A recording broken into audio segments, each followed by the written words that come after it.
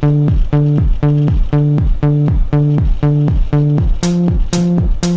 we go.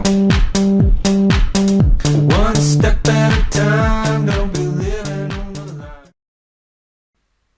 This video lecture is going to introduce the concept of aggregate supply as we teach it in the AP and IB economics class here at Zurich International School. Aggregate supply, of course, is a macroeconomic concept, so this lecture will apply to anybody studying macroeconomics, which is Unit 3 of the IB course, or in the AP macroeconomics course, it's the bulk of what we study. So let's start with the simple definition of aggregate supply. Aggregate supply can be defined simply as a curve or a line representing the total output and the income of a nation produced at a range of price levels in a particular period of time. Now, in a previous video lesson, we introduced the concept of aggregate demand, which, as we learned, was represented by a downward sloping line on a graph showing the quantity of a nation's output demanded by households, firms, the government, and the foreign sector at a range of prices in a particular period of time. We'll call this AD. Let's look quickly at our labels for the aggregate demand and aggregate supply model before we add our aggregate supply curves. The vertical axis, as you may recall, is labeled PL for average price level, and the horizontal axis is labeled RGDP, which is short for real gross domestic product. Of course, real gross domestic product is another way of saying total output or income of a nation. The abbreviation we will use to show our equilibrium level of national output and income will be a capital Y, which you may recall is the abbreviation for national income. Now, the aggregate supply curve is a slightly more complicated model than the aggregate demand curve. The reason for that is that we actually will have two aggregate supply curves in our model. One aggregate supply curve is known simply as the short-run aggregate supply curve. A nation's short-run aggregate supply curve is generally an upward sloping line showing a direct relationship between the average price level of goods and services in a nation and the level of output supplied by that nation's firms. This corresponds with the law of supply in microeconomics, which says that there is generally a direct relationship between the price of a particular good and the quantity supplied by producers of that good. According to the short-run aggregate supply curve, as the price level rises in a nation, as we can see here, we move upwards and to the right along that nation's aggregate supply curve, meaning that at higher price levels, the nation's producers will wish to provide a greater quantity of output. This corresponds with the law of supply, which is basically explained by the fact that as the price levels of goods and services rise, firms within the nation find it more profitable to produce goods and services, therefore they provide a greater quantity. Now, why do we call this the short-run aggregate supply curve? Perhaps a definition of short-run is in order. In macroeconomics, the short run is sometimes referred to as the period of time over which the level of wages in a nation are fixed. Therefore, it's sometimes known as the fixed wage period. Let's look at the graph on the right to see why this assumption of fixed wages holds true in the short run in the nation's economy. First, let's identify an equilibrium level of output in the economy. Just like in microeconomics, equilibrium national output is determined by the intersection of aggregate demand and aggregate supply. So at any given time, a nation should be producing at the intersection of its aggregate demand curve and its short-run aggregate supply curve. We'll call this YE for equilibrium level of national income and PE for the equilibrium price level in the economy. Now let's assume that something changes in a nation's economy, such as a fall in private investment. Now, in a previous lesson, we learned that investment is one of the components of a nation's aggregate demand. Therefore, a fall in investment by firms will lead to a fall in aggregate demand. This will be seen as a leftward shift of the aggregate demand curve in our ADAS model, from AD to AD1 in this case. Now, how does this affect the equilibrium price level and the equilibrium level of national output in the nation? First of all, a decrease in aggregate demand means that there is essentially less demand for the nation's goods and services. So it would make sense that the nation's producers would respond to the lower demand by reducing the level of output in the nation. Wages are fixed in the short run. This means that it is impossible for firms to slash the wages that they pay their workers. Therefore, in order to cut costs, in order to respond to the weaker demand for their goods, firms must reduce the number of workers that they employ. Wages are fixed for several reasons. In most nations' economies, wages are somewhat influenced by government in the form of minimum wages and unemployment benefits. Now, why would unemployment benefits make it difficult for wages to fall in a period of falling aggregate demand? The reason for that is that if workers are unemployed, in most Western developed economies, they're receiving benefits from the government of that country. If a worker that is unemployed is receiving benefits, that worker has less incentive to go back to work for a lower wage rate, and therefore it is unlikely that they will accept jobs in the economy at falling wage rates. Unemployment benefits and minimum wages are two reasons that wages are relatively inflexible or fixed in the short run in a nation's economy. A third reason for the relatively inflexibility of wages in the short run is labor unions. Now, labor unions have varying strengths in different countries. In some countries, labor unions are quite strong, while as in others, labor unions are quite weak. But across the board, one effect that labor unions have is to keep wages high. So when demand for a nation's output falls, the existence of minimum wages, which make it hard for firms to lower their wages, unemployment benefits, and labor unions all have the essential effect of keeping wages somewhat sticky. So what we say is that wages are sticky or inflexible in the short run because of these various rigidities in the labor market. Rigid means difficult to change. Therefore, these are what we call labor market rigidities. These are things that make it difficult for wages to fall in the short run. Therefore, when aggregate demand falls in the short run, firms must reduce the number of workers they employ and reduce the level of output that they produce. A fall in aggregate demand in the short run will lead to the following.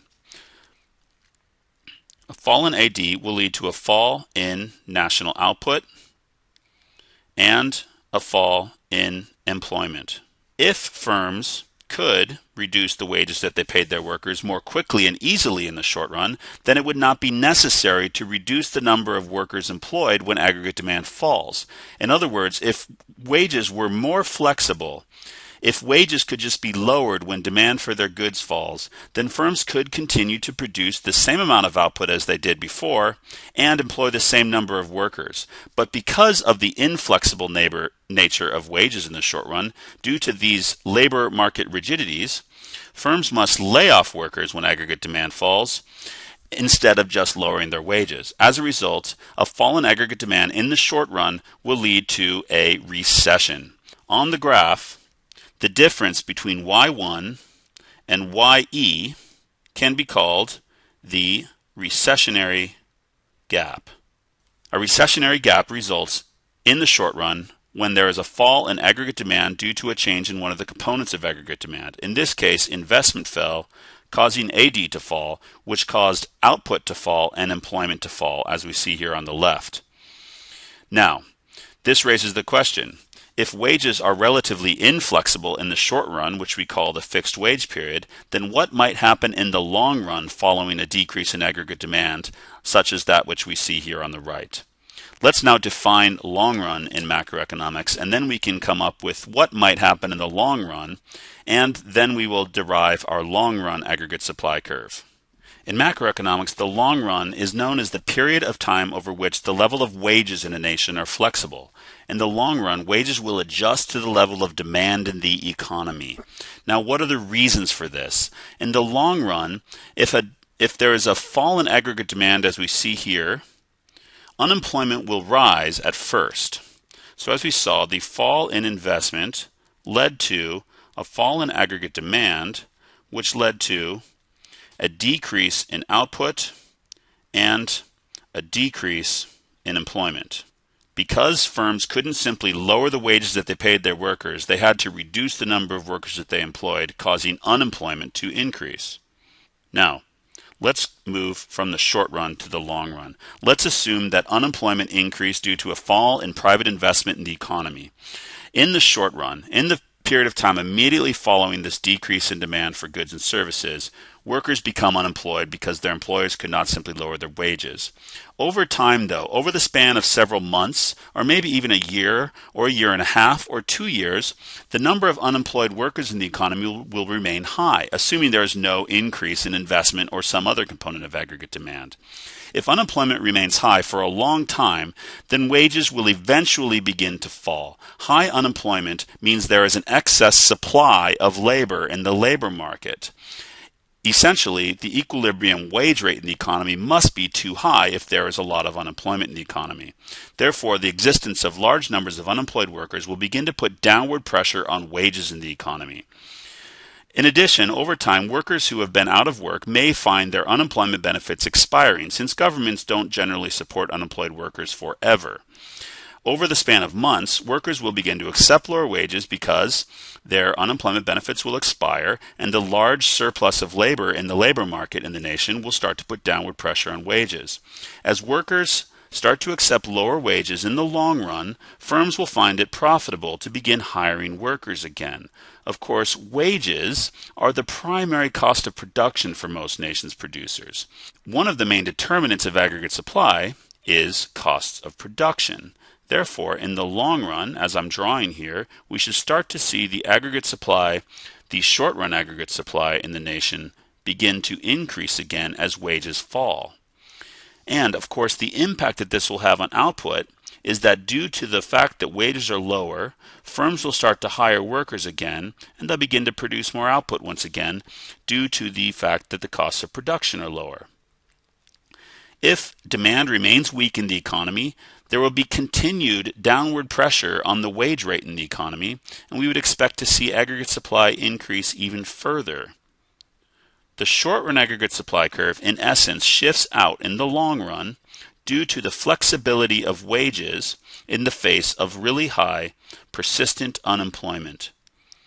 Over time, we will start to see the average price level in the economy fall and the equilibrium level of output increase and return back to the original equilibrium level that we saw before the initial decrease in aggregate demand.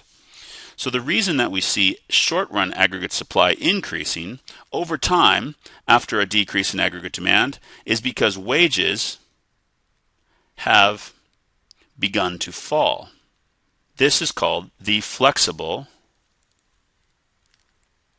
wage period. If unemployment persists over several months or years, workers will begin to accept lower and lower wages, which incentivizes firms to begin hiring workers again and return to the level of output that they were producing at before the initial fall in aggregate demand. So as we've seen, the primary determinant of short-run aggregate supply in a nation is the level of wages within that nation.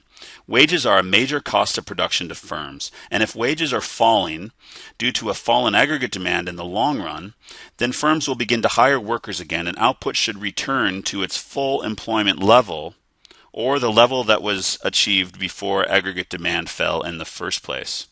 What we should see then is that over time, in the long run, if wages truly are flexible, there should be a level of aggregate supply that is vertical, as we see here, at the full employment level of output. If demand falls in the short run, then output will fall as we saw initially. We moved downwards and to the left along our original short-run aggregate supply curve, as we can see here. But because in the long run wages turned out to be flexible and high unemployment put downward pressure on wages, short-run aggregate supply began to increase and we moved along our new AD curve, AD1, as we can see here. Due to flexible wages, output returned in the long run to its original level. So the shift that occurred was that at first AD shifted to the left due to a fall in investment, but then over time high unemployment started to put downward pressure on wages, causing short-run aggregate supply to increase or move downwards or to the right graphically. As firms began hiring workers again at the new lower wage rate, output returned to its full employment level, or to the level at which the nation was producing before the fall in aggregate demand ever occurred. So we can see here that over time output returns to its full employment level. This leaves us with a vertical aggregate supply curve in the long run. Let's clean this graph up and see what the AD-AS model looks like with an upward sloping short-run aggregate supply curve and a vertical long-run aggregate supply curve. So here we have our blank axis once again. Let's draw an AD-AS diagram with both the short-run aggregate supply curve and a long-run aggregate supply curve from scratch. Aggregate demand is simply a downward sloping line showing the inverse relationship that exists between the price level of a nation's goods and services and the quantity that consumers, households, the government, firms, and foreigners will demand at each of the range of prices. Short-run aggregate supply is an upward sloping line, but for several reasons that will be explained later, aggregate supply is bowed outwards, as we can see here. At levels of output below the full employment level, aggregate supply is relatively elastic or horizontal, as demonstrated in the yellow range of the AS curve. But at levels of output beyond full employment, aggregate supply becomes more and more vertical. This phenomenon will be explained in the next video lecture. Now, there is a second aggregate supply curve, which we call long-run aggregate supply. Long-run aggregate supply is vertical. LRAS is vertical at the full employment level of output.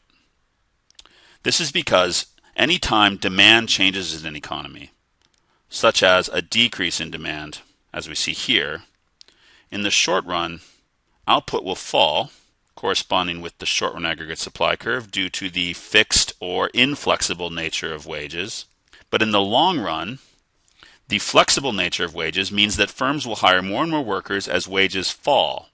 And the aggregate supply curve, the short-run aggregate supply curve, will actually shift to the right or increase as wages decrease. The increase in short-run aggregate supply means that essentially in the long run, the level of output in the economy will always return to its full employment level. And there might be lower inflation or a lower price level in the long run, but the level of output will always return to YFE, or full employment output in this economy. Now let's examine what would happen if aggregate demand were to increase in both the short run and in the long run.